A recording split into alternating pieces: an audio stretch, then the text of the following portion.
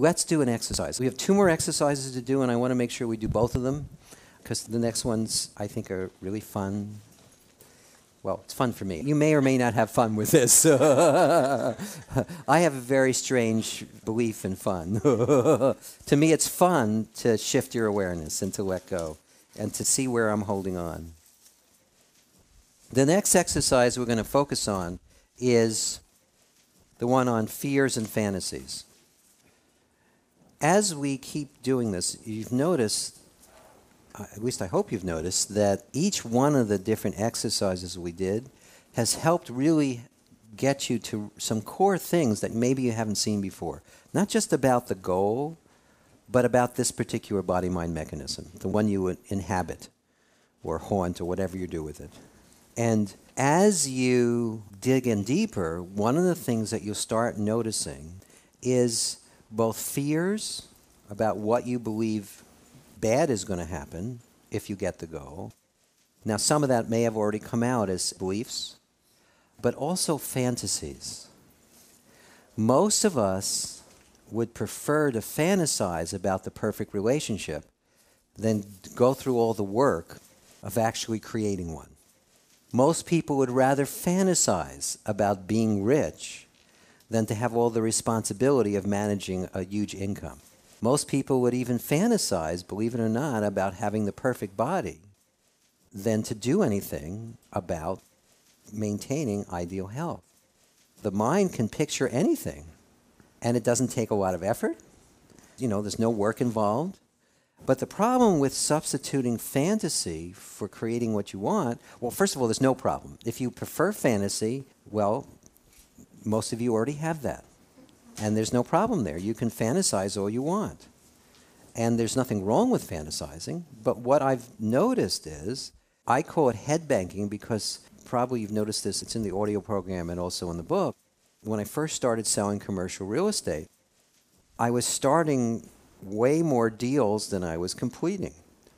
And when I met Lester in '76, we worked closely together for about a year, and then I realized I needed to go out and live my life and just do whatever I did, and I had various businesses and things like that. But Lester always kind of kept tabs on me. And he also would just happen to always seem to call at the right time. So I was working, trying to sell commercial real estate. I was in New York, and he was in Arizona, and one day he just called me up. And he said, "How are you doing?" I said, "Oh, I'm doing fine." And then he just said to me, "Bank in the bank, not in your head." I said, "What?" And then I realized what I'd been doing with my commercial real estate is every time I got close to a deal, all the lust came up. And I got so excited about it. And then I started spending my commission down to the penny before I ever earned it. And of course, then I didn't have time to earn it. Didn't bother following through. I was satisfied just from the fantasy. And because it was so complete in my fantasy, I didn't bother to actually take all the steps I needed to complete the deal. So what I recommend you do is let go of your fantasies and also your fears. Your fears act as roadblocks because our mind, our body, our limitation tells us that something bad is going to happen if we actually have instead of wanting. And part of it has to do with, in life, people who stand out sometimes do get attacked.